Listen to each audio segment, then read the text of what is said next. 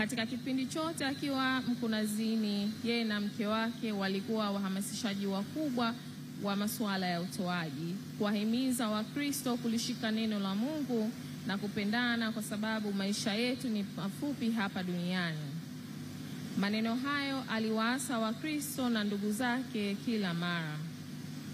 Amekuwa msaada na nguzo kubwa kanisani kwenye mambo ya maendeleo, pamoja na kutoa ushauri kwa viongozi juu ya kutatua changamoto mbalimbali za kanisa.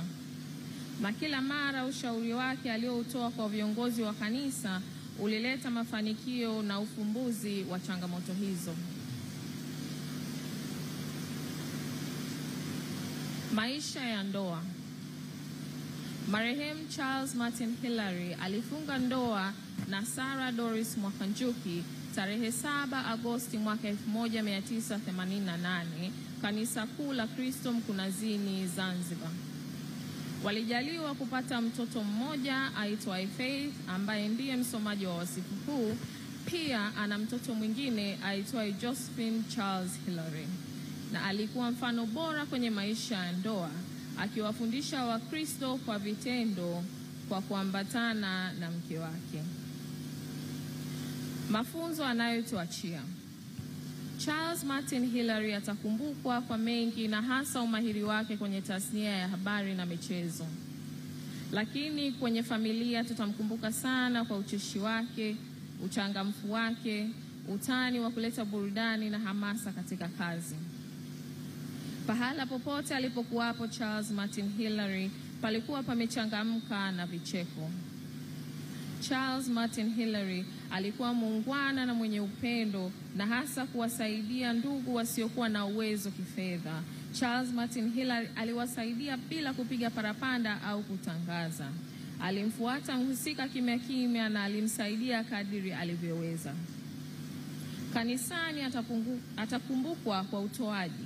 Alihamasisha sana utoaji na kusaidia wengi. Charles ametuachia wosia wa kutoziendekeza stress.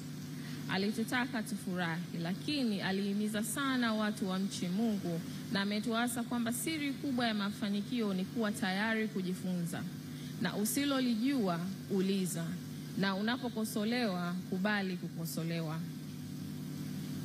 Ugonjwa na kifo chake.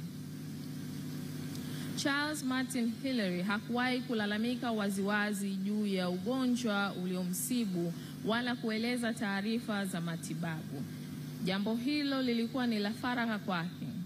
Lakini usiku wa kuamkia Jumapili tarehe 11 Mei mwaka 2025, akiwa Dar es Salaam, alizidiwa na kukimbizwa hospitali ya Mloganzila. Alifariki akiwa njiani kuelekea hospitali. Charles Martin Hillary ameacha mjane aitwaye Sarah Doris Hillary na watoto 2 na mjukuu mmoja.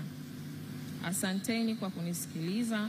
Bwana alitoa, Bwana ametoa, jina la Bwana lihimidiwe.